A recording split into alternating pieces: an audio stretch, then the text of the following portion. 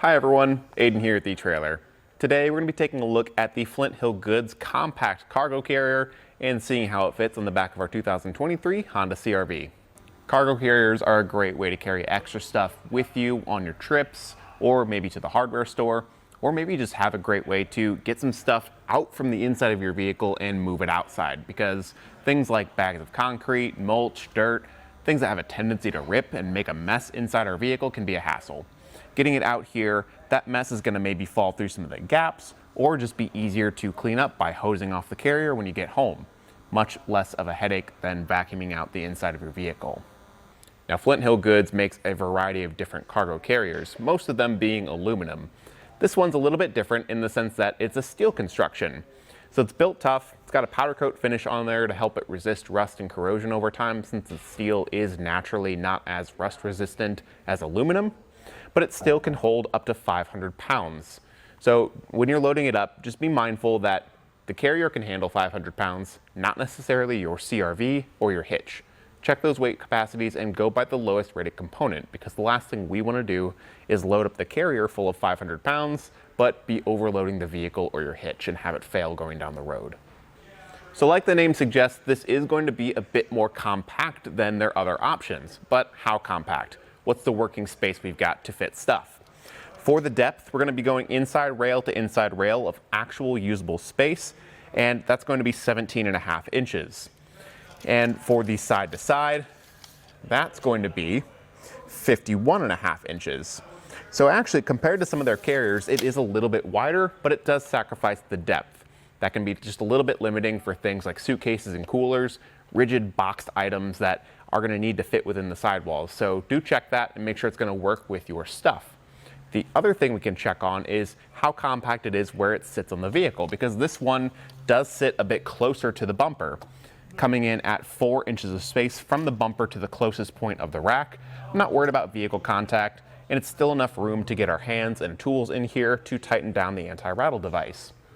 For the distance we add to the back, going from that bumper to the furthest out point, that's going to be 23.5 inches. So it cuts down quite a bit on some of the other carriers, not sticking out near as far and being a little bit easier to pull into a parking spot or drive around with it in the hitch.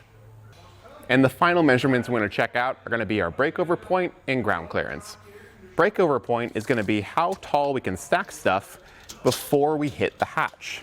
So from the closest point here, opening up the hatch, we can see it'll make contact right around the 17-inch mark. So if we stack our stuff 17 inches or lower, we can fully open up the hatch with no clearance issues. Anything higher than that, and we're going to be sacrificing that function of our vehicle. So be mindful of it, especially if you're taking this on a long road trip and you want to get to the back still. For the ground clearance, that's going to be our lowest point at the back end, which for this vehicle is going to be 10.5 inches. It is important to note with that, though, that that's unloaded. I'll step into the carrier here to simulate some weight loaded in the back, and you can see how much it drops down. So as we load this up, the back end will drop down and that ground clearance will change. And looking a bit closer at that hitch, we can see the anti-rattle device, and we can see it's working with our 2-inch by 2-inch receiver tube.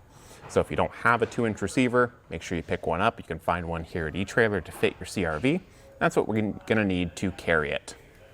And even though the carrier is a steel construction versus aluminum like most of their other carriers, it's very lightweight, easy to get in and out of the hitch, or maybe even store in your garage when you're not using it.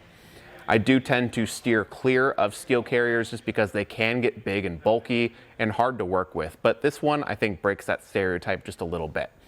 So for me, I like it a lot because it does sit a lot more compact on the vehicle, and if you don't need all the space of their bigger sizes, this one can do the job just fine. It matches the weight capacity, it's still easy to work with, and you've got plenty of great tie-down points all around, making it a great fit for our 2023 Honda CR-V. Thanks for watching. Here we are on our test course. As we hit the alternating bumps, you can see what it would be like to hit a pothole on the road.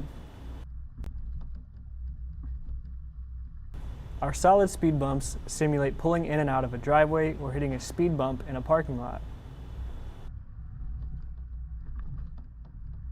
We use the slalom portion of our course to simulate the side-to-side movement, such as turning corners or evasive maneuvers.